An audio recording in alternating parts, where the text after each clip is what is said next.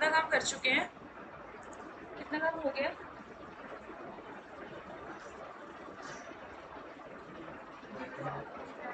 Time तक हो गया, 10 मिनट लेट हो चलो। बिग टाइप हम कर चुके हैं, हमें समझ में आ गया कोड लिखते कैसे है, स्क्रिप्ट कैसे कैसे लिखनी है, टेस्टिंग कैसे करनी है, ये चीज़ हमें थोड़ी बहुत समझ में आ गया। अब मेन फोकस वापस कर लेते हैं CSS के ऊपर। ठीक है, अभी तक हमने फ़ोन प्रॉपर्टीज़ नहीं करी, तो अब से CSS के बाकी प्रॉपर्टीज़ हम शुरू कर रहे हैं। ठीक है जी। So let's start with the font property. और जब मैं कह रही हूँ फॉन्ट प्रॉपर्टी, तो सबको समझ में आ रहा है जबकि टेक्स्ट के ऊपर काम होने वाला है, राइट? तो हम CSS के रेफरेंस के साथ ही करेंगे। मान लो मेरे पास कोई भी H1 टैग होगा, H1 टैग, और मैंने उसके ऊपर लिख दिया कि वो हेडिंग कौन सी होगी, वो 1 वाली हेडिंग होगी। एंड हम क्या करेंगे, इंटरनल CSS लगाएंगे, स्टाइल टैग लिखेंगे और H1 जो होगा उसको सिलेक्टर लेंगे और अब यहाँ पे हम फॉन्ट टाइप करेंगे। द मोमेंट मैंने फॉन्ट टाइप किया, मुझे सारी की सारी फॉन्ट की प्रॉपर्टीज मिल गई, जिनमें से कुछ हम छोड़ देंगे, कुछ नहीं अप्लाई करने वाली होती है। पहले आप देख पा रहे हो फॉन्ट।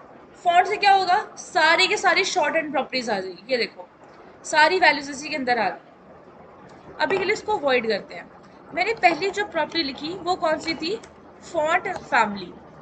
फॉन्ट फैमिली का मतलब क्या होता है कि फॉन्ट कौन सा चूज करना है। तुम लोग तो अपने फोन के अंदर कितने कितने फॉन्ट चेंज करते रहते हो, राइट? जैसे वर्ड के अंदर भी होता है, तो वर्ड के अंदर भी तो हम फॉन्ट वगैरह चेंज करते हैं। ये सारे वही फॉन्ट है जो आपको इन बिल्ट CSS के अंदर मिलते हैं। अगर आपको कोई इसमें से, मान लो किसी को नहीं पसंद आ रहा है कि मुझे इनमें से कोई फॉन्ट नहीं यूज करना, तो आप चाहो तो इम्पोर्ट भी कर सकते हो। इम्पोर्ट कैसे करते हैं उसको बाद में देखते हैं। फर्स्ट ऑफ ऑल क्या है, इन्हीं में से आप कोई फॉन्ट यूज करो। देखो ये सारी क्या देखिए, ये सारी फॉन्ट फैमिली है। फॉन्ट फैमिली टोटल मिला के 5 तरीके की होती है, cursive, fancy, monospace, sans serif and serif. ये 5 से मिला के फॉन्ट फैमिलीज होती है। इनमें से क्या होता है, फॉन्ट मेंबर्स होते हैं। बात समझ में आई? फॉन्ट मेंबर्स, जैसे कि मैंने कहा फैंटेसी, ये कर्सिव, मोनोस्पेस, सैंस सेरिफ नाम की एक फैमिली है। जैसे कि ये है, क्या लिखा हुआ है, टाइम्स न्यू रोमन टाइम्स, और लास्ट में क्या लिखा हुआ है, सेरिफ लिखा हुआ है। Serif is basically a font family, वो फॉन्ट फैमिली है। इसके आगे टाइम्स न्यू रोमन और जो टाइम्स लिखा हुआ है वो फॉन्ट मेंबर्स है। बात समझ में आई? फॉन्ट फैमिली कॉमा के बाद लास्ट में दी होती है और उससे पहले सारे फॉन्ट मेंबर्स डिफाइन करके रखे होते हैं। लेकिन हमें कैसे पता चलेगा कि हमने ये वाले चूज करने हैं कि ये वाले चूज करने हैं? How do we know? देखो इसमें से ज्यादा कोई फर्क नहीं है। ये पता है क्यों चीज दी हुई है, ये वाली सब चीज आपको, ये इतने सारे फॉन्ट मेंबर के लिए, उसका रीजन पता क्या है? देखो आप सब अपने अपने लैपटॉप पे ट्राई करने वाले, कईयों का क्रोम का वर्जन या फायरफॉक्स का या एज का, कईयों का नया होता है, कईयों का पुराना होता है। आप हर बार इसको चेक नहीं कर पाओगे। इसीलिए वो कहते हैं, अगर मान लो मुझे मोनोस्पेस की यूज करना है, मैंने डिसाइड कर लिया कि मेरे वेब पेज में मैंने मोनोस्पेस को यूज करना है, लेकिन है मेरे पास दो ऑप्शन, कोरियन हो गया, करियर हो गया। इनमें से अगर एक भी मेरे ब्राउजर को सपोर्ट करता है, जो सपोर्ट करता होगा वो अप्लाई हो जाएगा। मुझे किससे मतलब है, मुझे मोनोस्पेस से मतलब है। तो मोनोस्पेस में से जो भी फॉन्ट मेंबर मेरे लैपटॉप के लिए, मेरे क्रोम के लिए अवेलेबल होगा, वही अप्लाई हो जाएगा। ये बात समझ में आई? आपकी सहूलत के लिए, आपकी सहायता के लिए ये चीज़ें इसमें डाली हुई है। जिसको नहीं ट्राई करना वो उसको नीचे भी शिफ्ट कर सकता है। मान लो मैंने चूज़ किया कर्सिव और मैं डिफरेंट H1 2 भी ले लेती हूँ, और ये भी एक तरीके की हेडिंग हो जाएगी। ऑल डिसाइड करेंगे and H3 and then lorem again. मैं थोड़ा लिख लेती हूँ, आपको एक ही बार सारी चीज़ें समझ में आ जाए। तो इसको भी ज़रा लॉरम लिखते हैं and then H5 lorem and then H6 then lorem again. चलो, तो मैंने H1 को लिख लिया, अब मैं H2 को भी लिख देती हूँ। सिमिलरली कंपैरेटिवली H2, और इसकी फॉन्ट फैमिली चेंज कर देंगे। चेंज फ्रॉम लाइक आपने सेल्फ लिखनी है, एंड H3 की फॉन्ट फैमिली फॉन्ट वेट नहीं एक्चुअली, मान लो वो sans serif होगी, एंड 4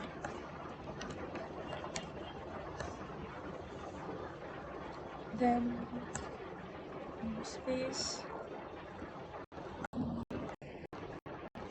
स्लो बड़ा चल रहा सिस्टम, सिस्टम बड़ा स्लो चल रहा है।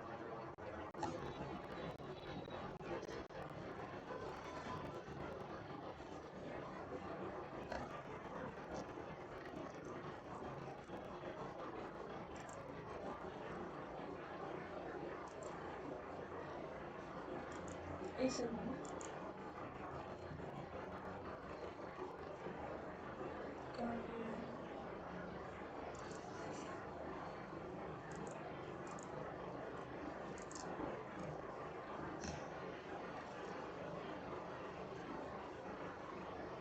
डिफरेंट स्टाइल्स नोट कर पा रहे हो पैराग्राफ के अंदर?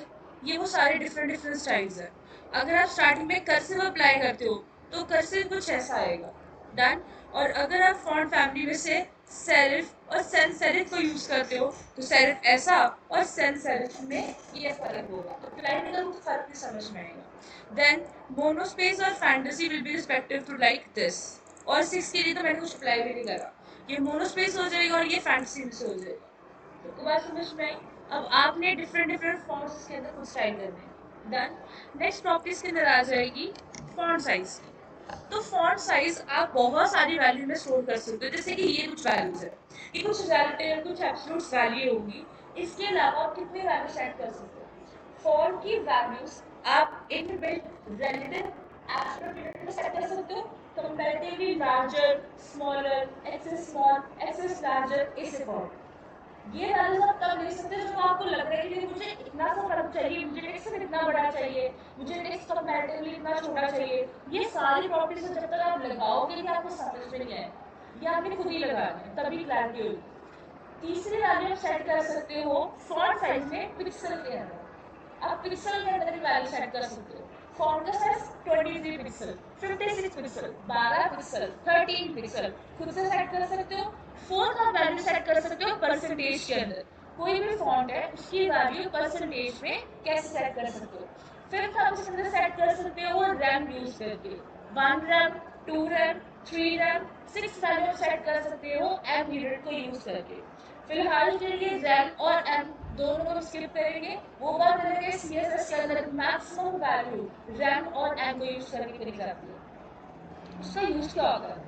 आपकी कोर्स का नाम क्या है? Responsive web development. तो जब हम रिस्पॉन्सिव वाला काम करेंगे ना, उस टाइम हम रैम और एम यूनिट्स को यूज करेंगे। बात समझ में आई? फिलहाल के लिए अगर मैं लिख रही हूँ स्मॉल, तो मेरा जो H1 का साइज होगा वो कंपैरेटिवली क्या हो जाएगा? स्मॉल हो जाएगा। जैसे मैंने एक करके बताया, बाकी क्या खुद ट्राई करना। अगर मैं इसी साइज को, जो कि H1 का बेसिक साइज होगा, मैं इसको क्या लिख रही हूँ? 23 पिक्सल लिख रही हूँ।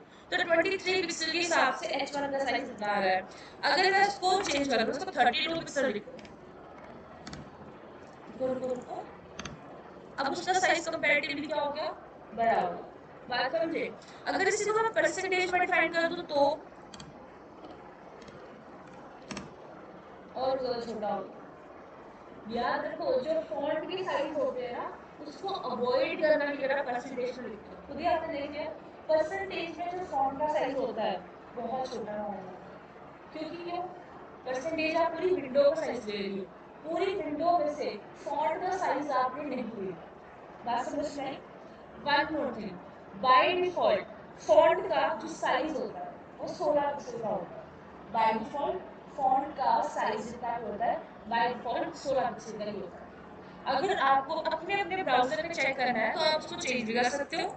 जैसे मान लो मैं यहाँ पे जा रही हूँ स्पेक्ट के अंदर, और मान लो मुझे किस पे जाना है, मुझे H3 पे जाना है, और H3 का बाय डिफॉल्ट साइज क्या होगा वो यहाँ पे चेक कर सकती हूँ। यहाँ पे कंप्यूटर में जाओ और यहाँ पे फॉन्ट फैमिली मैंने सेंसर दी हुई है, और फॉन्ट का साइज 18.72 पिक्सल मुझे नजर में आ रहा है।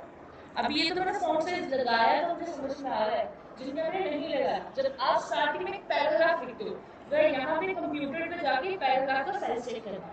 ये क्वेश्चन इंटरव्यू में आते हैं क्योंकि आप अपनी profile as web developer set करते हो। So being a web developer आपको हर बाय डिफॉल्ट वैल्यू का पता होना चाहिए।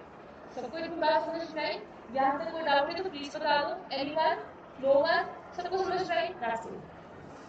कोई भी आपको वैल्यू चाहिए करनी है, बाय डिफॉल्ट इसके अंदर जाके चेक कर सकते हो। अब ये तो थी फॉन्ट साइज की वैल्यू। नेक्स्ट हमें मिल जाएगी फॉन्ट वेट प्रॉपर्टी। सो फॉन्ट का वेट, किसी को पता फॉन्ट वेट क्या होता है? एनीवन? No one? वर्ड पढ़ के आए हो सभी? हाँ जी। थिकनेस उसकी कितनी फॉर्म होती है? मान लो अगर मैं आपको वर्ड में बता रही हूँ, जरा वर्ड में इसको जाके चेक करते हैं। मान लो मैंने कोई भी टेक्स्ट लिखा है, सपोजिंग मैंने लिखा ए। अब जरा ए को सिलेक्ट करके यहाँ पे चलेंगे फॉन्ट वेट के अंदर, सॉरी यहाँ पे यहाँ पे होगा, तो आउटलाइन के अंदर मिल जाएगा फॉन्ट का वेट। ये आप देख पा रहे हो, अगर मान लो मैं सबसे हाईएस्ट सेट कर दूं तो मेरा फॉन्ट की थिकनेस ये हो जाएगा, इसको कहा जाता है फॉन्ट वेट। अब फॉन्ट वेट आप किस में सेंड कर सकते हो, आप पिक्सल में सेट कर सकते हो, जिसमें भी आप चाहो। मान लो मैंने इसकी स्टैंडर्ड वैल्यू सेट कर दी 700, ये 7 पिक्सल मतलब मैग्नीट्यूड मत लगा रहा, ये डायरेक्ट मैंने फॉन्ट वेट 700 पिक्सल सेट कर दी। ये मुझे बताएगा कि बोल्ड टैग के बारे में। 700 किसी भी टैग की स्टैंडर्ड वैल्यू होती है। अगर मैं इसको 7 कर दूं, तो मैं इसको नहीं करूंगी, मैं किसी पैराग्राफ को करूंगी, क्योंकि ये तो एच मार्क आपको पता ऑलरेडी बहुत सारा डॉक्यूमेंट होता है, तो हम इसके लिए एक पैराग्राफ को यूज करेंगे। मैं प्रेजेंट और यहाँ पे एक पैराग्राफ लेके आएंगे लॉरेन, और ये हो गया 2 पैराग्राफ, और इसके नीचे लिख देंगे यहाँ पे, और फॉन्ट वेट मैं सेट कर रही हूँ 7। ये वाला आ गया, ये वाला, और एक को मैं यहाँ पे, ये गलत हो गया था, H6 इसी के अंदर आ गया था, तो यहाँ पे H6 को करेंगे क्लोज। अगर आपने अपने टैग को क्लोज नहीं करा तो काम गड़बड़ हो जाएगा। तो पैराग्राफ टैग यहाँ से स्टार्ट हुआ, यहाँ से खत्म हो गया, और अगर मैं इसके ऊपर अप्लाई कर रही हूँ तो अभी ये क्या बता रहा है कि बोल्ड शेड के अंदर आ रहा है। बाकी के अंदर अगर मैं इसको हटा दूँ, मान लो कि मैंने कभी लगाया ही नहीं है, तो अभी के लिए आपने फर्क देखा पैराग्राफ के अंदर बोल्ड टैग से क्या आ रहा था। ये तो मैंने वैल्यूज की 700 सेट करी। मेरे पास एक और ऑप्शन है कि मैं वही बोल्ड टैग की वैल्यू सेट कर सकती हूँ। मैं क्या करूंगी, बी लगाऊंगी, B stands for bold tag, and यहाँ पे एड्रेस को पेस्ट कर देंगे।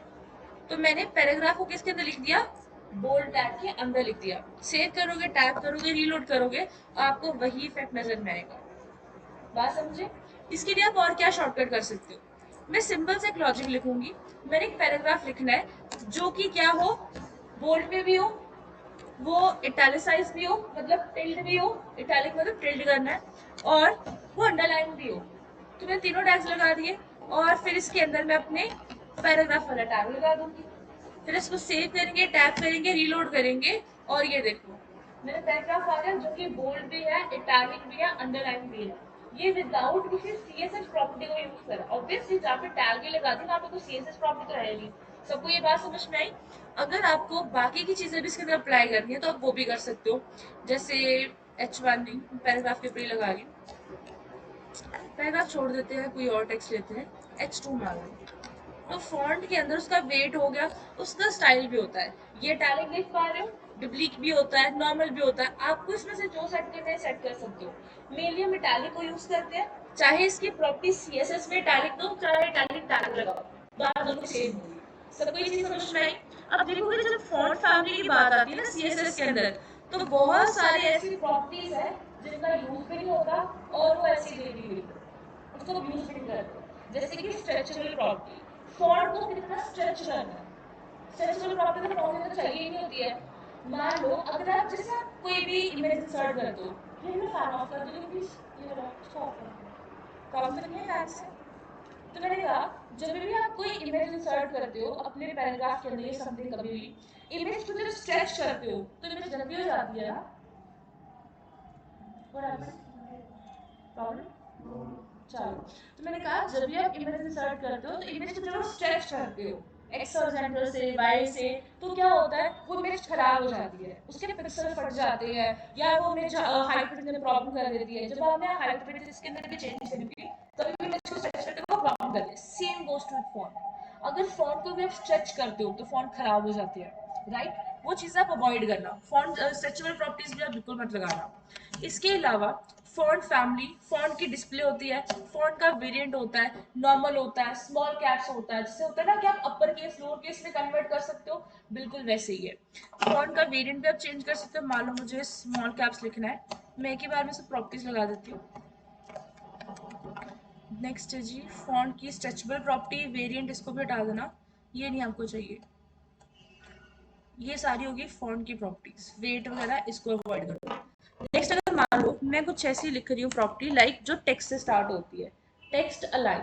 अगर मैंने टेक्स्ट अलाइन प्रॉपर्टी लिखी तो मुझे क्या बता रहा है, आप सेंटर में सेट कर सकते हो, एंड में जाके जस्टिफाई, लेफ्ट, राइट या स्टार्ट, आप इनमें से कोई भी प्रॉपर्टी एक टेक्स्ट के लिए यूज कर सकते हो। अभी तक हमने करा क्या था, एक सेंटर टैग लगाया, सब जगह उसको लगा दिया, या फिर आपको बार बार सेंटर टैग लगाना पड़ रहा है, वो एक टैग था, ये CSS है।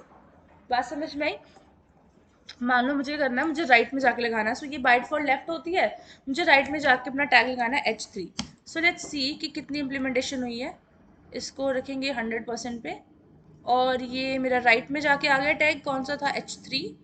तो H3 ये 1, रुको चेक कर लेते हैं कौन सा था H3, 2 के बाद ये 3 स्टार्ट हुआ यहाँ से, और ये H3 की होगी राइट वाली अलाइनमेंट। टेक्स्ट बहुत ज़्यादा बड़ा है तो वो यहाँ से शुरुआत कर रहा है, आप स्टार्टिंग में उसकी एक स्पेस देख पा रहे होंगे, राइट। तो ये हो गया राइट एडजस्टमेंट। अगर आप सेंटर वगैरह कुछ भी करना चाहते हो तो आप वो भी कर सकते हो। नेक्स्ट होता है टेक्स्ट की डेकोरेशन, कि डैश करना चाहते हो, डॉटेड करना चाहे हो, डबल करना चाहते हो। मान लो मैं डॉटेड कर रही हूँ, बट ये शायद अप्लाई नहीं होगी, हाँ ये अभी के लिए अप्लाई नहीं होगी, आप इसको अवॉइड करना, ठीक है, इसको बाद में देखेंगे, क्योंकि कुछ प्रॉपर्टी है जो CSS 4 के अंदर है, वो 5 में चलेगी नहीं, क्योंकि क्रोम के वर्जन सारे नए हैं, उन्होंने ये चीज़ अभी तक रिमूव नहीं करी, क्योंकि यही सारी प्रॉपर्टीज क्रोम के कुछ पुराने वर्जन में अभी भी चलती हैं, जितने भी नए वर्जन हैं उनके अंदर वो सपोर्टेड नहीं होती। देखो कई बार होता है कि ये बहुत ज़्यादा मिस्टेक होती है, जब आप CSS के अंदर काम कर रहे हो, कुछ प्रॉपर्टीज अगर आपकी वर्क नहीं कर रही, आपको पता आपने सिंटेक्स करेक्ट लिख दिया, आपने हर चीज़ करेक्ट लिखी है, फिर भी अगर वो चीज़ अप्लाइड नहीं हो रही, उसका नंबर वन रीज़न क्या है, आपके क्रोम, आपके वेब ब्राउजर के साथ वो चीज़ें कंपैटिबल नहीं है। बात समझ में आई? So that's the issue of compatibility.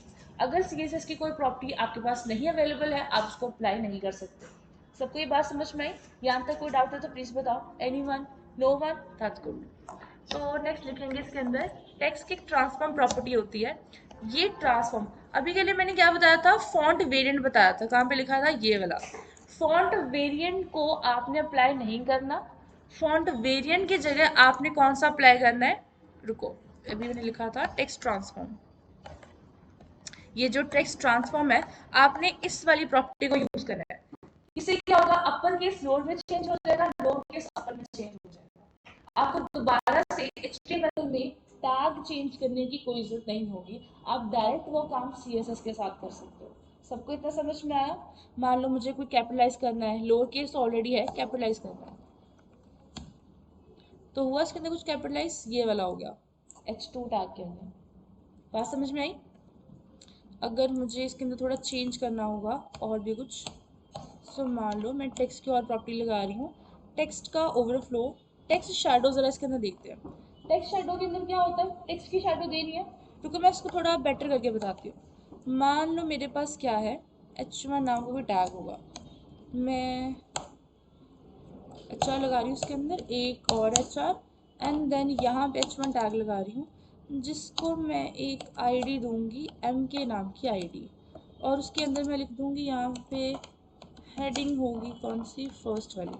तो मैंने ये सेव किया और मैं H1 को हेडिंग से कॉल करूँगी, बिकॉज ऑलरेडी मैंने एक H1 बताया हुआ है, तो मैं इसको हेडिंग से कॉल करके MK मैं लिखूँगी इसके अंदर टेक्स्ट की शेडो प्रॉपर्टी।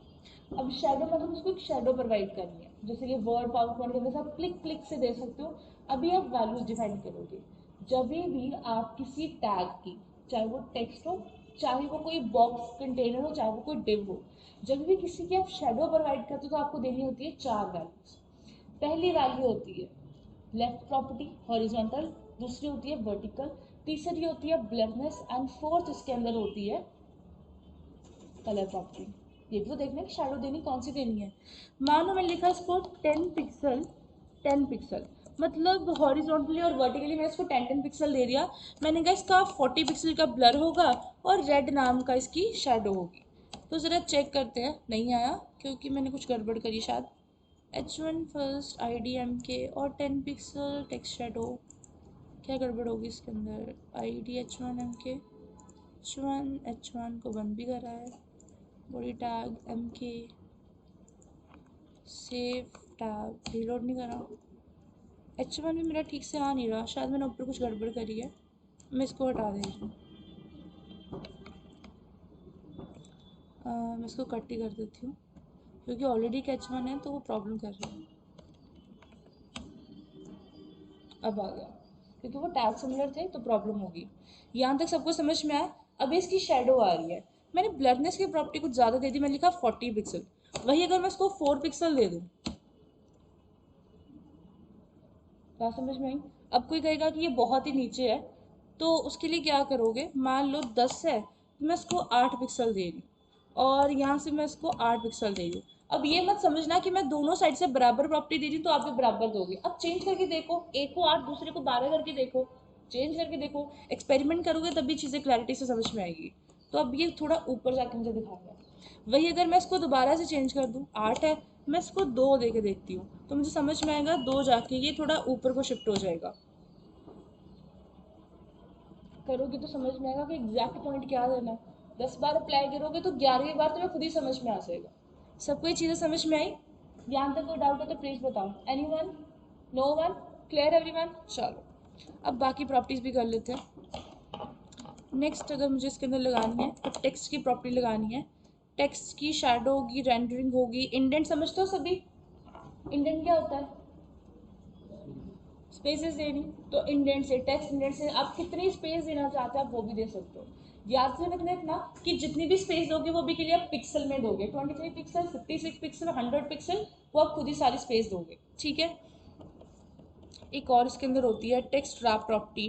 टेक्स्ट रैप भी सब समझते हो ना? अभी के लिए जब आप VS कोड के अंदर काम करते हो तो अभी के लिए ये कंटेंट होता है, ये प्रॉब्लम होती है सबको कि लाइनें फोल्ड नहीं होती। अगर यही मैं ऑल्ट जेड करूँ तो लाइनें फोल्ड होती हैं। अरे ये भी तो टेक्स्ट रैप है। तो जब आपको समझ में आ रहा है कि आपके एक कंटेनर के अंदर, मान लो किसने काम किया डिव के अंदर, समझ में आ रहा है कि डिव के अंदर तो लाइनें फोल्ड होनी चाहिए लेकिन वो पूरी बाहर को जा रही है, तो आप क्या करोगे, डिव के अंदर टेक्स्ट को रैप कर दोगे। टेक्स्ट रैप की प्रॉपर्टी क्या हो जाएगी, रैप उसकी प्रॉपर्टी हो जाएगी। बात समझ में आई सबको? ये जब तक आप खुद नहीं अप्लाई करोगे तब तक आपको क्लैरिटी नहीं होनी। एक एक प्रॉपर्टी आपको खुद हाथ से लिख के उसकी वैल्यू सेट करके देखनी पड़ेगी। बात समझ में आई सबको? चलो इसके अलावा कौन कौन सी प्रॉपर्टी होगी टेक्स्ट के अंदर, इसकी overflow, align, shadow, rendering, indent, text size, text rap.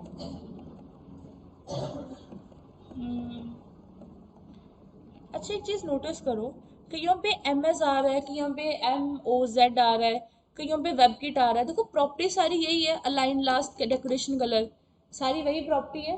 लेकिन CSS के अंदर की एक्स्ट्रा प्रॉपर्टी क्यों होती है हमेशा, कभी नोटिस करें? है सारी वही, साइज एडजस्ट है और यहाँ पे भी कहीं ना कहीं साइज एडजस्ट हो जाएगा। ये देखो डेकोरेशन स्टाइल, साइज एडजस्ट, लेकिन आगे क्या लिखा हुआ है, मॉस लिखा हुआ है। प्रॉपर्टी वही है लेकिन प्रीफिक्स चेंज हो रहे हैं, वो क्यों? कोई गेस कर सकता है? मेरे को वेबसाइट बनानी है, तो वेबसाइट तो बहुत जगह चल रही है, क्रोम पे चल रही है, एज पे चल रही है, फायरफॉक्स के ऊपर चला रहे हो, ओपेरा के ऊपर भी चला रहे हो। बात समझे? लेकिन VS कोड एक ऐसा एडिटर है जो आपके हर एक ब्राउज़र को सपोर्ट करता है। जो क्रोम के बहुत ही पुराने वर्जन को यूज़ करते हैं उनके लिए वो आपको वेबकिट की सहूलत देता है। क्योंकि अगर आपने लिखा डायरेक्ट टेक्स्ट कलर नहीं चलेगा, आपको वेबकिट टेक्स्ट कलर लिखना पड़ेगा। बात समझे? अगर आपको फायरफॉक्स के अंदर काम करना है, फायरफॉक्स के अंदर अगर आपको अपनी वेबसाइट चलानी है तो मोजेक्स लिखना होगा, मोजेक्स देन टेक्स्ट कलर। ओपेरा के अंदर चलाना है तो पहले ओ वेबकिट वाला सारा रूल फॉलो करना होगा। एज के अंदर चलाना है, पुराने या नए वर्जन के अंदर चलाना है, तो उसके लिए आपको डिफरेंट डिफरेंट प्रीफिक्सेस को यूज़ करना पड़ेगा। बात समझे? ये इसके अंदर प्रॉब्लम्स होती है। इसीलिए कहते हैं कि VS कोड एडिटर को क्यों यूज़ करना चाहिए। अब इसके अंदर एक पॉइंट और भी है, कोड पेन का नाम सुना है? सर्च करके देखना। कोड पेन भी एक वेबसाइट के लिए एडिटर है। जब आपने HTML CSS जावास्क्रिप्ट सीखनी है तो आप कोड पेन, जो काम मैं यहाँ पे करा रही हूँ ना, एग्जैक्टली यही काम सेम आप कोड पेन में भी कर सकते हो सकता है इंटरव्यूज आपको कोड पेन के बारे में भी पूछे, आपको उसके बारे में भी नॉलेज होनी जरूरी है। बस उसके अंदर आपको क्या करना है, ID बना के कोड पेन के ऊपर, और जो स्क्रिप्ट आप यहाँ पे लिख रहे हो वहीं पे भी आप लिखोगे। बात सबको समझ में आई? बट VS कोड मैंने तुम लोगों को क्यों करा, क्योंकि तुम खुद बताओ, तुम्हें ज़्यादा इजी लग रहा होगा। तुमने सिर्फ टाइप करना, तुम्हें सजेशन मिल रहे हैं। प्रोजेक्ट्स बनाने के लिए भी हर एक बंदा VS कोड को ही यूज़ करता है, जिसका काम प्रोजेक्ट्स बना के देना है। Not the whole project but उसके छोटे छोटे सिस्टम, कुछ लोगो डिज़ाइन करके देना है, कोई सोलर सिस्टम का छोटा सा कैंप बना के देना है, तो वो क्या करते हैं, वो कोड पेन को यूज़ करते हैं। क्योंकि उसके नीचे उसकी आउटपुट होती है। अभी के लिए आप क्या कर रहे थे, आप F5 करके ये काम कर रहे थे। देखो जब भी मैं इसको एग्जीक्यूट करती हूँ, मान लो मुझे कोई फाइल बनानी है कुछ भी, मैं सेव करती हूँ, मैं F5 करती हूँ, तो यहाँ पे अब मेरा वो डायरेक्टली एग्जीक्यूटेड होगा। लेकिन जब मैंने पहली बार फाइल की शुरुआत की तो मुझसे पूछता है ना कि क्रोम से एग्जीक्यूट करना है, एड से करना है, और एक और यानी कि ऑप्शन भी आता है, इंस्टॉल एन एक्सटेंशन। उसका मतलब क्या होता है कि आप अपनी वेबसाइट के लिए एक एक्सटेंशन को भी क्या कर सकते हो, इंस्टॉल कर सकते हो। तो हम क्या करेंगे, ये एक्सटेंशन होगी हमारे पास, ये वाली एक्सटेंशन पे हम जाएंगे और VS कोड के लिए हम एक एक्सटेंशन को इंस्टॉल करेंगे, that is the live server file. ये आपने एक्सटेंशन को इंस्टॉल करना है। अब यहाँ पे आना चाहिए, वो एक स्टार से बना होगा, लाइव सर्वर कुछ ऐसा ही होगा, लेकिन उसके ऊपर स्टार भी होगा। ये देख पा रहे हो, लाइव सर्वर जहाँ पे 5 लिखा हुआ है उसके ऊपर स्टार बना हुआ है। आपने यहाँ पे जाके, यहाँ पे मेरा डिसेबल आ रहा है बट आपको इंस्टॉल आ रहा होगा, आपने सिर्फ इस एक्सटेंशन को इंस्टॉल कर लेना। 2 मिनट में इंस्टॉल हो जाएगी। जैसे इंस्टॉल होगी तो यहाँ भी आपका गो लाइव आ रहा होगा, ठीक है। इस गो लाइव के ऊपर आपने क्लिक कर देना। इसका फ़ायदा क्या होगा ज़रा चेक करके देखते हो। ये अपने आप ही खुल जाएगा, ये 12700 पोर्ट स्टार्ट हो जाएगी एंड ये खुल रहा है ओपन। एज के ऊपर जाके ये ओपन हो रहा है। इसका फ़ायदा क्या होगा, अभी के लिए मैं अपनी दोनों स्क्रिप्ट को साथ में रख सकती हूँ, ठीक है। आई होप इतना सबको नज़र में आ रहा होगा, प्रॉब्लम तो नहीं आ रही। तो मान लो अगर मैं यहाँ पे, ये सारा कंटेंट है, मैं इसको कमेंट कर दे रही हूँ और मैं इसको सेव कर रही हूँ, तो यहाँ पे मैं दोबारा से कंटेंट लिखूँगी, इसको मैं रीलोड कर देती हूँ। हालांकि आप लोगों को शायद रीलोड की ज़रूरत ना ही पड़े। सेव किया, टैप किया, रीलोड। मैंने तो शायद बहुत ज़्यादा पंगे करे होंगे इसलिए तो मेरा शो नहीं हो रहा। कुछ तो ऊपर हुआ है शायद, कंटेंट नहीं है ठीक से। जेड करके मैं सब कुछ ऐसे कर लेती हूँ, सेव। और अब देखो, मैंने उधर जाके रीलोड नहीं करा अभी, वो तो मेरी कमेंट की प्रॉब्लम हो गई थी। अब अगर मैं यहाँ पे कुछ भी कंटेंट लिखूँ, मैंने लिखा पैराग्राफ, मैंने इसको किया लॉरम, मैंने सेव किया है और यहाँ पे जाके अपने आप रीलोड होना चाहिए। तुम लोग जब नए नए चलाओगे तुम्हारे चल जाएगा। मैंने बहुत सारे इसके अंदर इशू क्रिएट करे हुए, तो मेरे चल नहीं रहा, ऊपर से थोड़ा स्लो भी है। तुम लोग जब चलाओगे तुम्हारा पहली बार में चल जाएगा। और यहाँ पे रीलोड करो, मेरा रीलोड करने के बाद आ रहा है। मेरे को शायद बंद करके मैं चलाऊंगी तो यहाँ पे बंद भी हो जाएगा। जैसे लॉस्ट कनेक्शन, गो लाइव करोगे, यहाँ पे क्लिक करोगे वो गो लाइव पे पहुँच जाएगा, और जैसे अगर यहाँ पे बंद करना है तो वो बंद भी हो जाएगा। बात समझ में आई। तुम लोग अब जो भी काम करोगे ट्राई करोगे लाइव स्टेशन के साथ ही, ताकि तुम्हें बार बार रीलोड ना पेश करना पड़े। मेरे को तो चलो करना पड़ता है, वो प्रॉब्लम अलग है। तुम लोग अपना काम इसी करना। सबको समझ में आ गया, चलो। अब ये भी होगी सारी फ़ॉन्ट की प्रॉपर्टीज़ भी। एंड ये भी एक प्रॉब्लम थी, शायद कोई टैग नहीं ठीक से बंद हुआ था।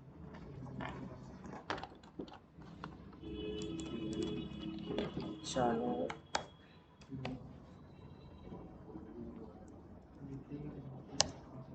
इसके अलावा यहाँ पे अगर मैं सपोज LI टाइप कर रही हूँ तो ये देख पा रहे हो, लिस्ट का स्टाइल है, लाइन हाइट है। अभी के लिए तुम लोग ने लिस्ट स्टाइल को टाइप करना है। लिस्ट स्टाइल के अंदर भी इसकी बहुत सारी प्रॉपर्टीज होती हैं जो तुम लोग खुद ही एक्सप्लोर करोगे। मान लो स्टाइल का आ रहा है, अर्मेनियन आ रहा है, सर्कल आ रहा है, डेसिमल आ रहा है, मतलब जितनी तुम लोगों को मैंने कराई, मैंने कौन सी कराई, OL के लिए कौन सी करवाई थी, ऑर्डर लिस्ट के लिए LI तो लिस्ट है, उसके लिए टाइप कौन कौन सी करवाई थी, OL पूछा, ABC थी, रोमन्स थे, ये वाले थे। ऑर्डर लिस्ट के लिए मैंने तुम लोगों को सर्कल करवाई, स्क्वायर करवाई और डिस्क कराई। उसके अलावा तुम्हें क्या क्या चीज़ें इसके अंदर मिल रही हैं तुम वो भी सर्च करो। जैसे लैटिन में होता है, रोमन में होता है, ग्रीक में होता है, अल्फा में होता है, वो सारी तुम्हें लिस्ट स्टाइल को देख के फिर खुद ही इम्प्लीमेंट करनी होगी। बात समझ में आई। ये जब तक ये कुछ स्क्रीन पे देखते देखते तुम्हें कुछ समझ में नहीं आएगा, हाथ से करोगे तभी एचटीएमएल समझ में आएगी। क्लियर एवरीवन, क्लियर हुआ सबको, चलो। अभी के लिए तुम लोग ये वाला काम कर लो और कल मैं तुम लोग को बॉक्स मॉडल करवा दूंगी। क्या आज ही करवा दें, करवा दें आज ही, चलो फिर मैं आज शुरू करवा रही हूँ। ज़रा इसको एग्जीक्यूट करते हैं।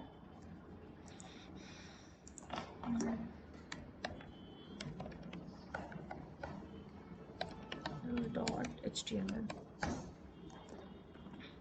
चलो तो बॉक्स मॉडल क्या होता है, इसको पहले एग्जीक्यूट करके फिर समझते हैं, ऐसे क्लियर नहीं होगा। पहले कभी पढ़ा है किसी ने बॉक्स मॉडल?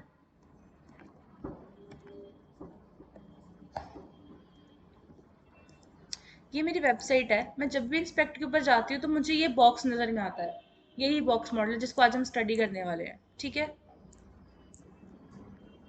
सबको विजिबल है, प्रॉब्लम तो नहीं किसी को? चलो ज़रा इस बॉक्स मॉडल को देखो, तुम्हें कुछ समझ में आ रहा है? कहीं पे मार्जिन लिखा हुआ है, बॉर्डर लिखा हुआ है, पैडिंग लिखी हुई है और 6 सेंटी × 0 लिखा हुआ है, राइट? ये है क्या? सबसे पहले तो देखो मार्जिन, ये जितना मेरा वेब पेज है, ये वाला, अगर मैं इसको थोड़ा स्मॉल ब्रेक करूँ, साइज में लेके चलूँ, तो ये देखो मेरे साइज में फ़र्क दे रहा है। जब मैं इसको, ये जो मेरा वाइट पेज है, मैं इसके ऊपर स्क्रॉल बटन से ना इसको हाइट विड्थ चेंज कर रही हूँ, तुम लोग यहाँ पे भी देख पाओगे भी ये 100% पे है। स्क्रॉल अप एंड डाउन करती हूँ तो वो चेंज हो रहा है कि नहीं? तो जब ये चेंज हो रहा है तो क्या मेरा रेजोल्यूशन ही चेंज हो रहा? इसको कहते हैं कंटेंट बॉक्स। इसको क्या कहते हैं? Content box. क्यों? ये तो बॉडी टैग है जिसके ऊपर सारा कंटेंट लिखते हो। बात समझ में आई सबको? इसके ऊपर तुम्हें क्या मिलेगा? पैडिंग मिलेगी। अब पैडिंग तुम्हें कहीं पे शो नहीं हो रही, राइट? पैडिंग किसको कहते हैं? Space around the text. Space around the text is known as padding, ठीक है जी? उसके बाद क्या होता है? उसके बाद एक बॉर्डर होता है। अब बॉर्डर तो सबको पता ही है, कुछ लाइंस आ जाती हैं आपके कंटेंट के बाहर, जब आप एक बॉक्स के अंदर उसको बंद कर देते हो, वो क्या होता है? वो बॉर्डर होता है। और बॉर्डर के सबसे बाहर क्या होता है? मार्जिन होता है। मार्जिन, आप सब भी कॉपी पेन के अंदर काम करते हो, तो जब आप कॉपी के अंदर काम करते हो तो वो लाइन नहीं लगी होती कि आपको पता है कहाँ से शुरुआत करनी है? स्टार्टिंग में एक मार्जिन होता है, एक ऊपर से मार्जिन होता है जहाँ पे डेट और पेज नंबर लिखा होता है। तो वो दो सेक्शन आपको क्या दिए दिए होते हैं? वो भी तो मार्जिन है। मार्जिन मतलब क्या होती है? स्पेस होती है वो भी, तो काफ़ी हद तक मिलते जुलते इंडेंटेशन, राइट? तो भी आपके पास मार्जिन होती है। बाय डिफॉल्ट एक वेब पेज के अंदर जो मार्जिन आपको मिलता है वो कितना होता है? 8 पिक्सल का मार्जिन होता है। कितना? 8 पिक्सल का मार्जिन, ये याद रखना। ये भी हमसे उसमें पूछ सकते हैं। आज हमने इसी को सबको स्टडी करना है कि ये जो बॉक्स मॉडल होगा इसकी ये सारी प्रॉपर्टीज आप कैसे कैसे करके सेट कर सकते हो, ठीक है जी? सो ज़रा अपने वेब पेज के अंदर चलते हैं। इसको मैं हटा दे रही हूँ और वेब पेज के अंदर चलेंगे। तो मान लो मेरे पास क्या होगा? एक पैराग्राफ होगा और मैं उसके अंदर लॉरेन पेज लिख रही हूँ, ठीक है? सेव करेंगे और स्टाइल के अंदर चल के इसको थोड़ी स्पेस देंगे। सबसे पहले पैराग्राफ को एक बॉर्डर देंगे, ठीक है? अब जरा यहाँ पे देखना, द मोमेंट मैंने टाइप करा बॉर्डर तो मुझे कितने सारे सजेशन मिल गए। अगर हम बॉक्स मॉडल के अंदर देखें तो मुझे बॉर्डर की कितनी प्रॉपर्टी सेट करनी होगी? ये बॉर्डर लेफ्ट होगा, टॉप पे होगा, राइट पे होगा, बॉटम पे होगा। तो बॉर्डर की, मार्जिन की, पैडिंग की टोटल कितनी प्रॉपर्टी होगी? 4 प्रॉपर्टी होगी। मतलब मैं चारों साइड से अलग अलग बॉर्डर दे सकती हूँ। अगर मैंने अकेला बॉर्डर टाइप करा तो बॉर्डर के लिए एक बॉर्डर टाइप करोगे तो चारों साइड्स पे एक स्टाइल अप्लाई हो जाएगा। मान लो मैंने उसकी थिकनेस पहले लिख दी, मैंने कहा वो 2 पिक्सल का बॉर्डर होगा और क्या होगा? सॉलिड उसका स्टाइल होगा। सेकंड प्रॉपर्टी होती है बॉर्डर स्टाइल। तीसरी प्रॉपर्टी होती है बॉर्डर का कलर, मैंने कहा उसको एक रेड कलर दे दो। और ये आ गया पैराग्राफ के अंदर क्या हो गया? बॉर्डर प्रॉपर्टी सेट होगी, राइट? समझ में आया? अगर मैं इसको हटा के, मैं इसको कमेंट कर दे रही हूँ, एक तो ये कमेंट ही नहीं ठीक से हो रहा।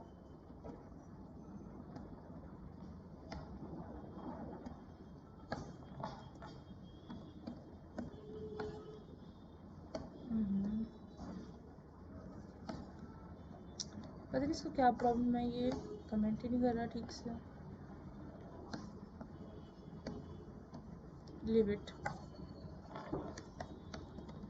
एक होगी बॉर्डर प्रॉपर्टी जिसमें क्या होगा? पहले उसकी थिकनेस होगी, मैं अब इसको 10 पिक्सल सेट कर रही हूँ। पहले मैं लिखा था सॉलिड, अब मैं कुछ और प्रॉपर्टी सेट कर रही हूँ। मान लो अब मैं इसको रिज में सेट कर रही हूँ, रिज, और इसका कलर कौन सा होगा? रेड होगा।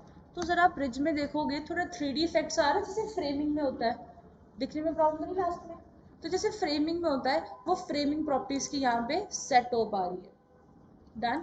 रिज के अलावा आपके पास क्या होता है? आपके पास एक डॉटेड भी होता है, ये देख पा रहे हो? डॉटेड। सेव करो, टैप करो, रीलोड करो, तो ये डॉटेड की प्रॉपर्टी कुछ ऐसी है। अगर मैं 10 पिक्सल से करके उसको 1 पिक्सल रहने दूँ तो ये डॉट कुछ ऐसे सेट हो जाएंगे। स्टाइलिंग आप ही के हाथ में है। अब देखो HTML सबसे ज़्यादा ईजी क्योंकि इसके अंदर डिज़ाइनिंग है। जिससे डिजाइनिंग भी ना हो रही, फिर वो अपना तो खुद ही हाल देख लो। सिंपल सा लॉजिक है। अगर तुम्हें डिजाइनिंग इसके अंदर चेंज करनी है तो वो भी कर सकते हो। डॉटेड हो गया, डबल भी इसके अंदर सेट कर सकते हो, चाहे तो वो भी ले लेना। मान लो मुझे इसके अंदर सेट करनी है बॉर्डर प्रॉपर्टी, लेकिन टॉप से ये जो बॉर्डर प्रॉपर्टी होगी मैं इसको हटा रही हूँ, मुझे नहीं चाहिए। ठीक है, तो मैंने कहा जो बॉर्डर टॉप होगा वो मुझे 10 पिक्सल की थिकनेस चाहिए, और वो मुझे किस में चाहिए होगा, मान लो मुझे सॉलिड में चाहिए। तो मैंने लिखा उसको सॉलिड में, कलर उसको मैंने दे दिया ग्रीन होगा। Save tab hit enter. यहाँ पे नहीं, अब आगे बॉर्डर टॉप के अंदर अगर मैं इसको कहूँ कि जो बॉर्डर लेफ्ट या राइट होगा, बॉर्डर लेफ्ट उसको चाहिए होगा 8 पिक्सल में सॉलिड के अंदर, लेकिन ऑरेंज कलर।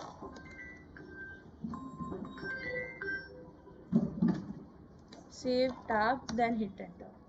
फिर कुछ ऐसा आ रहा है, राइट। तुम चाहो उसको डिफरेंट डिफरेंट तरीके से अलग अलग लिख सकते हो, वो तुम्हारे हाथ में है। बात समझ में आई? तो ये हो गया बॉर्डर। अब मैंने टॉप और लेफ्ट से दिया, राइट बॉटम से तुम लोग खुद ट्राई करोगे। सिंगल बॉर्डर लिखोगे तो शॉर्ट हैंड प्रॉपर्टी सेट हो जाएगी। सबको ये चीज़ समझ में आई? चलो, अब मुझे सपोज कि मैंने इसकी बाकी की सारी प्रॉपर्टीज दे दी। मैंने लिखा इसके अंदर ये प्रॉपर्टी नहीं चाहिए, और बॉर्डर की मैंने प्रॉपर्टी लिखी, मैंने कहा वो 10 पिक्सल में होगा, सॉलिड के अंदर होगी और ग्रीन वाली होगी। Save tab hit enter. अब मुझे एक चीज़ बताओ, इससे ये चीज़ करने से क्या मेरे टेक्स्ट थोड़ा अजीब नहीं आ रहा? कुछ ऐसा हो जाए कि टेक्स्ट के बाद स्पेस आ जाए, तो वो टेक्स्ट के बाद जो स्पेस आएगी वो पैडिंग से आएगी। तो मैंने कहा पैराग्राफ के अंदर पैडिंग है, पैडिंग की प्रॉपर्टी लगा दो। कितनी चाहिए वो भी पिक्सल के अंदर सेट करोगे। मैंने कहा स्टार्टिंग में उसको 10 पिक्सल दे दो। अब 10 पिक्सल कितनी होती है, लेट्स फाइंड आउट। 10 पिक्सल इतनी होती है। जब मैंने पैडिंग लिखा तो उसने चारों साइड से 10 पिक्सल की पैडिंग सेट कर दी। अगर मैं लिखूंगी कि पैडिंग तो मुझे चाहिए, लेकिन सिर्फ मुझे टॉप से चाहिए, मुझे लेफ्ट राइट और बॉटम से नहीं चाहिए, तो उसने इधर से और इधर से एलिमेंट को वैसे ही रहने दिया, लेकिन स्पेस कहाँ से आई, टॉप से 10 पिक्सल। बात समझ में आई? अगर यही मैं सेम वैल्यू लिख दूँ, मैं इसको कॉपी करूँ और नीचे पेस्ट करके मैं सिर्फ यहाँ पे लेफ्ट लिख दूँ, तो अब ये प्रॉपर्टी कुछ ऐसी आ रही है। मान लो मैं इसको ज़्यादा दे दूँ, मैंने इसको दिया कि वो लेफ्ट से 30 पिक्सल दे दे। स्पेसेस नोट कर पा रहे हैं, इसको कहते हैं पैडिंग सेट करनी। बात समझ में आई? ये होगी पैडिंग। उसके बाद क्या होगा, ये कंटेंट। सो बेसिकली ये कंटेंट हो गया। यहाँ पे ये जो स्पेस आ रही है वो पैडिंग होगी, ये बॉर्डर हो गया। अब बॉर्डर के बाद कौन सी चीज़ आती है, मार्जिन आता है, तो हमने यहाँ पे मार्जिन अप्लाई करना है। तो मैंने लिखा जो मार्जिन होगा, मार्जिन मैंने सपोज 100 पिक्सल दे दिया उसको, 100 पिक्सल। तो अब मुझे क्या दे रहा है कि जितनी भी उसकी साइड, देखो स्क्रॉल प्रॉपर्टी भी आ गई, कंटेंट अपने आप मेरा सेंटर में आ गया।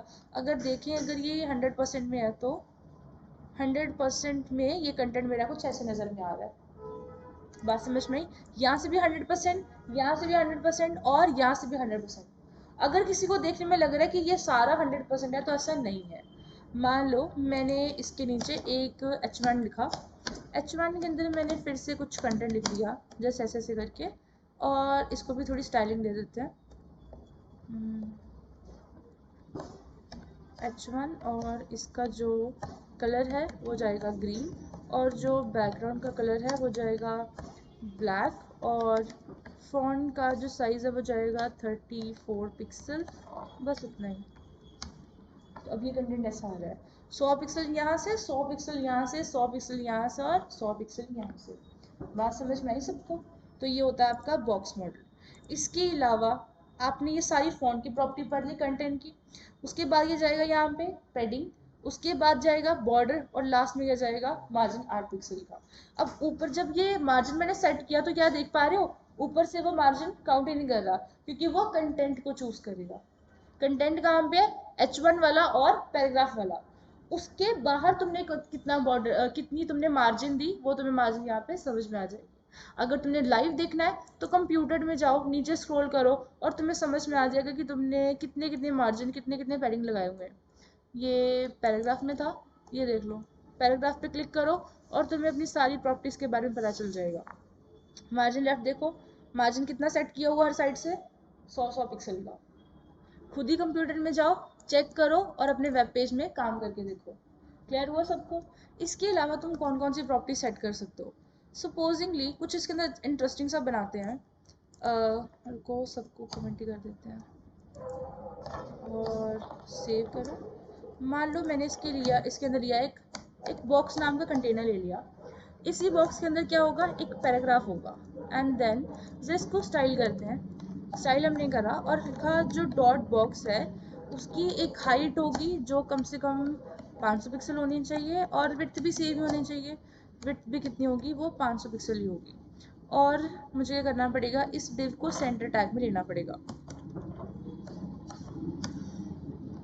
टैब रीलोड, तो ये डिव तो आ गया, लेकिन इसको थोड़ी स्पेसेस भी देनी है। बैकग्राउंड कलर सपोजिंगली इसका होगा ब्लैक, नहीं ब्लैक नहीं, कुछ अच्छा सा लेते हैं, ब्लू मान लो। और इसको मार्जिन टॉप देना है। मुझे लेफ्ट राइट से कोई स्पेसिंग रखनी, सिर्फ टॉप से देनी है। तो जो मार्जिन टॉप होगा, नहीं राइट नहीं, टॉप मार्जिन, तो वो होना चाहिए कम से कम भी 50 पिक्सल का। टैब हिट एंटर, तो ये कुछ कंटेंट मेरा ऐसा शिफ्ट हो रहा है। डन। अगर इसके अंदर थोड़ा चेंज करना है तो मैं क्या करूँगी, ज़रा टेक्स्ट लाइन सेंटर करके देखें। नहीं हुआ, तो मुझे पता चल गया कि बॉक्स के अंदर तो मेरा टेक्स्ट लाइन सेंटर चल नहीं रहा।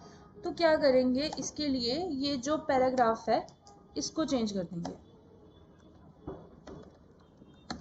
अभी भी नहीं हुआ, क्योंकि अल्टीमेटली ये जो पैराग्राफ है वो किसके अंदर है, एक डिव बॉक्स नाम के अंदर है। तो यहाँ पे तुम्हें एक चीज समझ में आ गई, पेरेंट चाइल्ड रिलेशनशिप। बॉक्स क्या हुआ, पेरेंट हो गया, पैराग्राफ क्या होगा, चाइल्ड होगा। तो चाइल्ड किसके अकॉर्डिंग चलेगा, उसके पेरेंट के अकॉर्डिंग ही चलेगा। तो यहाँ पे कुछ आ जाती है डिस्प्ले फ्लेक्स नाम की प्रॉपर्टीज। बात समझ में, डिस्प्ले फ्लेक्स नाम की प्रॉपर्टीज। आप पैराग्राफ को डायरेक्ट भी लिख सकते हो, बट इसको अवॉइड करना। जब भी आप किसी चाइल्ड एलिमेंट को लेते हो तो चाइल्ड एलिमेंट से पहले क्या डिफाइन करना पड़ेगा, उसका पेरेंट डिफाइन करना पड़ेगा। अब मुझे पता है, हो सकता है मेरे पेज के अंदर बहुत सारे डिव हो, तो अब वो जितना भी काम करना है क्लास आईडी को यूज करके ही करना है, विदाउट एनी डाउट। सबको समझ में आया? इसको सेव करके रीलोड करोगे तो अभी तुम्हें कुछ ज़्यादा फर्क नहीं समझ में आएगा। डन।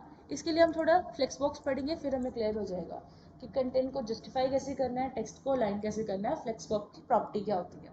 सबको इस चीज़ की क्लैरिटी हुई? अब मुझे क्या करना है, मैंने इसके अंदर एक प्रॉपर्टी लिखी, border radius. Border radius, radius सबको पता ही है, सर्कुलर रेडियस होता है। तो मैंने इसको लिखा कि 60 पिक्सल में क्या कर दो, बॉर्डर को रेडियस कर दो। तो 60 पिक्सल में ये प्रॉपर्टी यहाँ पे सेट होगी।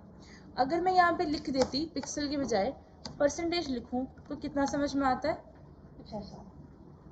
अगर आपको कंटेंट यहाँ में चाहिए तो अगर मैं इसके अंदर टेक्स्ट अलाइन की जगह मैं थोड़ी सी पैडिंग लगा दूँ, कितनी लगाऊँ, 40 पिक्सल लगाऊँ, तो मेरा कंटेंट कैसा विजिबल होगा? नहीं लगी। सेव करो, टैप करो, रीलोड करो, तो इतना कंटेंट शिफ्ट हुआ। अगर मैं इसको डबल करके मान लो मैं इसको 100 पिक्सल की पैडिंग दे दूँ तो मुझे समझ में आया मेरा कंटेंट ऐसा हुआ। Without most of the CSS property को यूज करके, सिर्फ कोशिश कर करके तुम आउटपुट देखते जा रहे हो और कंटेंट को ठीक करते जा रहे हो। वो तुम्हें काम करके फिर ही पता चलेगा ना। अगर मैं इस वाले ये जो ब्लू कलर का मेरे पास डिव आ रहा है, इसको भी अगर मैं ठीक कर दूं तो ये कैसा रहेगा, मैं डिव के ऊपर लगा रही हूँ कि उसका जो कलर होगा वो क्या होगा, थोड़ा एंटी वाइट के अंदर होना चाहिए, तो मेरा कलर ऐसे विजिबल हो गया। क्या ये कलर प्रॉपर्टी मैंने पैराग्राफ के ऊपर लगाई? नहीं लगाई। किसके ऊपर लगा रही हूँ, डिव के अंदर लगा रही हूँ, जिसकी क्लास क्या है, डॉट बॉक्स है। मतलब अगर मैं जितनी भी प्रॉपर्टीज पेरेंट के ऊपर लगाती जा रही हूँ, मुझे समझ में आ रहा है मेरा चाइल्ड सेट होता जा रहा है। क्लियर हुआ सबको? इस तरीके की आपने काम करना है।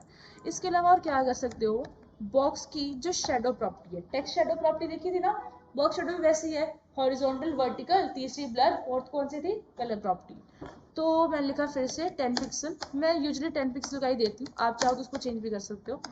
और आपने देना उसको 40 पिक्सल का ब्लर। और मान लो मैंने एक प्रॉपर्टी मिस कर दी, लास्ट वाली कलर प्रॉपर्टी अगर मैं मिस कर दूंगी तो क्या होगा, तो अभी के लिए उसका कुछ कंटेंट नहीं विजिबल आ रहा, क्योंकि एक तो वो सर्कल में है।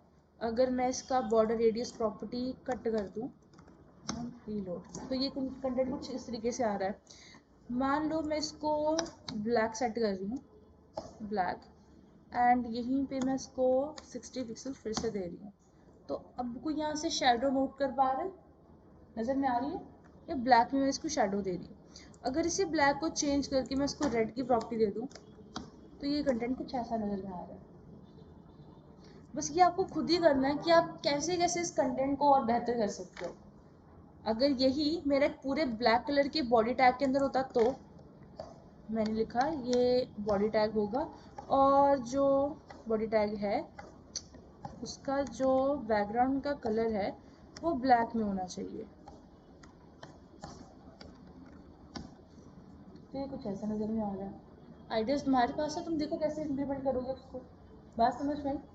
एक काम कुछ ऐसा हो जाए मेरी वेबसाइट के अंदर, मैं चाहती हूँ जैसे मेरा बॉडी टैग लिखा हुआ है ना मैंने, तो H1 के अंदर एक कंटेंट होगा वो चलना चाहिए। कौन सा होना चाहिए? Welcome to our web page और वेबसाइट। ठीक है, कुछ ऐसा मेरा कंटेंट। इसको मैं कट करूँगी और मैं इसको एक मार्क्यो नाम के टैग में डालूँगी। ठीक है, ये हो गया। और मार्क्यो के अंदर मैं H1 को यहाँ पे पेस्ट कर दूँगी। बिहेवियर डायरेक्शन अभी हमें पता नहीं है, बिहेवियर सेव करके, और ये जो H1 मैंने लिखा H1, रुको ज़रा इसको चेंज करें। कलर मैंने लिखा इसका होना चाहिए aqua के अंदर, एंड फॉन्ट का जो साइज होगा 56 पिक्सल। तो अब ये देख पा रहे हैं कि मेरा कंटेंट वो आता रहेगा वेब पेज के अंदर, कोई एनिमेशन नहीं, कोई कुछ नहीं, चलता जाएगा। वो बाहर से मेरे वेब पेज के अंदर है और वो चलता जा रहा है। स्पीड का भी पता नहीं है कितनी स्पीड होगी, और देखना जब ये वापस जाएगा वो बाहर ही वेब पेज के अंदर चला जाएगा, वेब पेज के बाहर जाएगा, फिर दूसरी साइड से एंटर होगा। ये देखो ये जा रहा है, जैसे टीवी के अंदर नहीं होता मार्क्यू, ये होगा। अगर मैं चाहती हूँ कि ये जो मेरा वेब पेज है जैसे ही खत्म हुआ वो इसी के अंदर आगे पीछे टू फ्रो मोशन के अंदर जाता रहे, आगे पीछे मतलब टू एंड फ्रो मोशन, तो उसके लिए हम इसका जो बिहेवियर होगा उसको बेसिकली हम ऑल्टरनेट सेट कर देंगे, ऑल्टरनेट। और डायरेक्शन चाहे तो फॉरवर्ड कर सकते हो, बैकवर्ड कर सकते हो, वो बिल्कुल तुम्हारी इच्छा होगी। और जैसे वेब पेज के अंदर जाया, लेट्स सी देखते हैं वो कंटेंट के अंदर रहेगा कि नहीं। स्पीड स्लो है इसकी।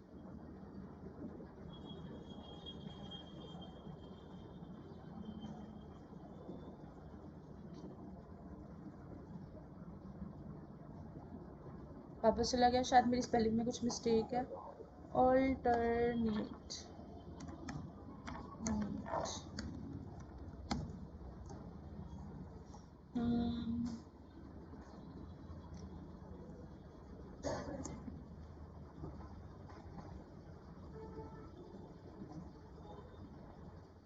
बात समझ में आ गई? अब वो वेब पेज के अंदर लिखा, पहले मेरे स्पेलिंग में प्रॉब्लम थी, अब वो इसी वेब पेज के अंदर लिखेगा, वो बाहर जाके दोबारा एंटर नहीं होगा तुम्हारे वेब पेज में। सबको ये चीज़ समझ में आई? यहाँ पे कोई डाउट है? देखो तुम लोग को कितनी आइडियाज़ दे दो, तुम लोग तो अपना पेज अच्छा बना सकते हो। ठीक है, कोशिश करो होम पेज और अबाउट पेज वगैरह बनाने की। कल हम शुरू कर देंगे नेविगेशन बार। ठीक है, कल हम नेविगेशन बार बनाएंगे, पहले इतना समझ के आना। Clear everyone? चलो अभी तुम लोग खुद भी बनाओ उसके अंदर कुछ काम।